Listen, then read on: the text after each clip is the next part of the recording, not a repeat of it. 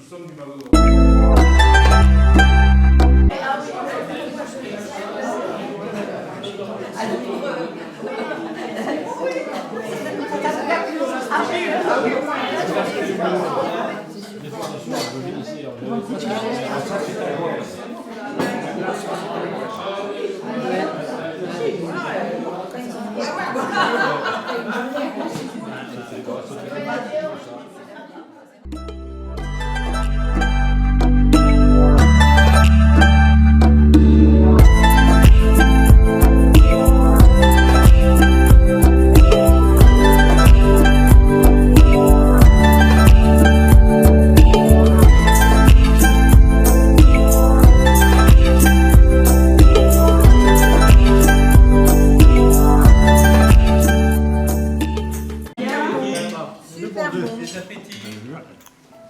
Ça va? Tout se passe bien?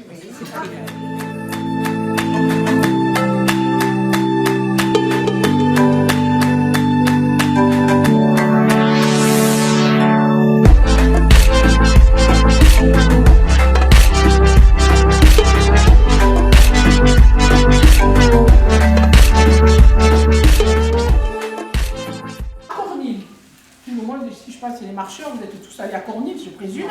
Et donc c'est sur le massif de Cornil qu'une première implantation humaine a été décelée à partir du 5e siècle avant notre ère. Ce qu'on appelle l'âge du fer, pour ceux qui sont peut-être érudits dans la matière, mais 5 siècles avant notre ère, il y avait déjà une implantation humaine à Cornil. Ensuite, à l'époque de l'Antiquité, c'est-à-dire un siècle après notre ère et avant notre ère et après notre ère, il y a eu une occupation romaine. Ouais, de cette époque-là. C'est où Cornil? Alors Cornil, vous n'êtes jamais allé marcher à Cornil? Cornil, c'est justement le point d'achoppement, c'est entre la Coste et le Mazodrame. Donc si un jour, vous voulez que ces deux trucs se rejoignent, il faut faire un événement majeur à Cornil.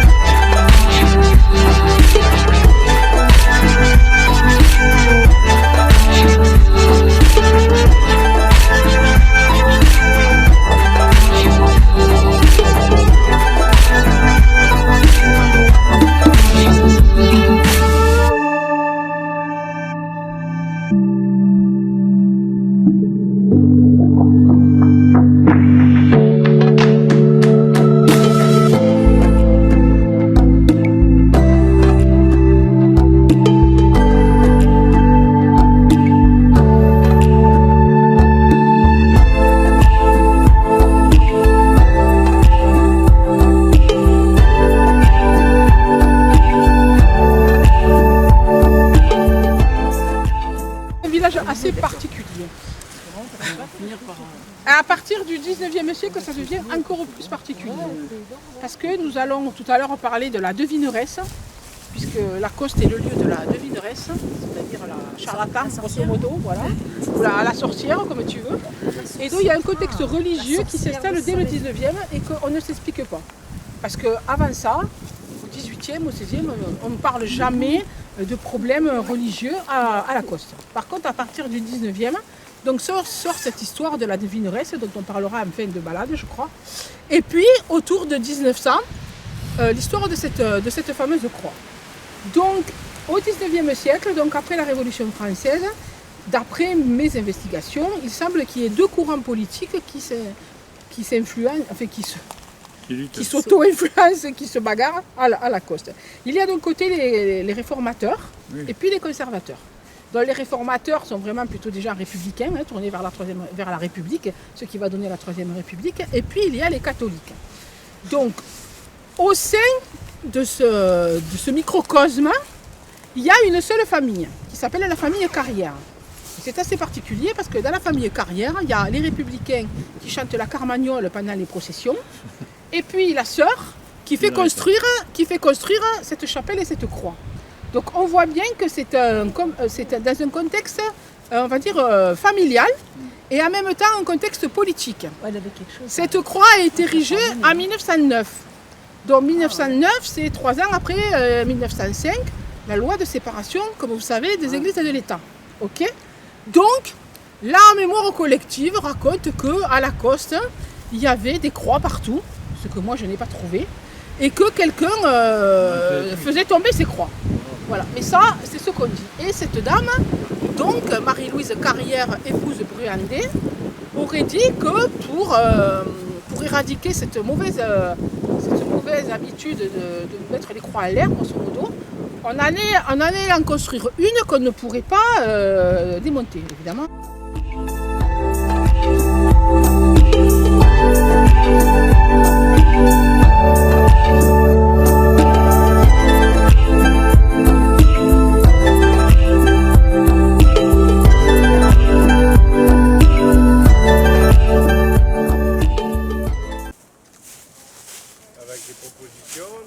Et tu sais que maintenant, tu es la deuxième personnalité de l'association trésorière. Ah oui.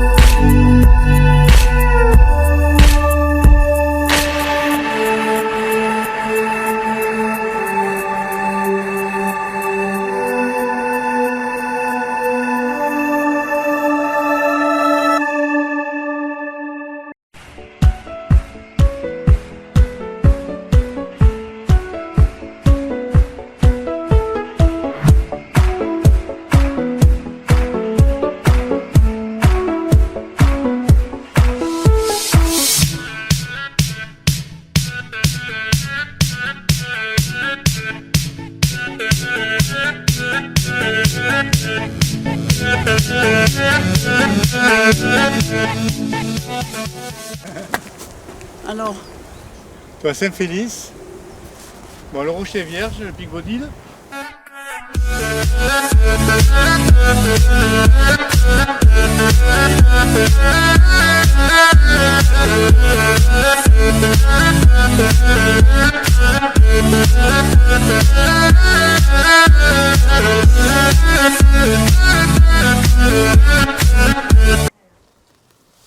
Alain Platane.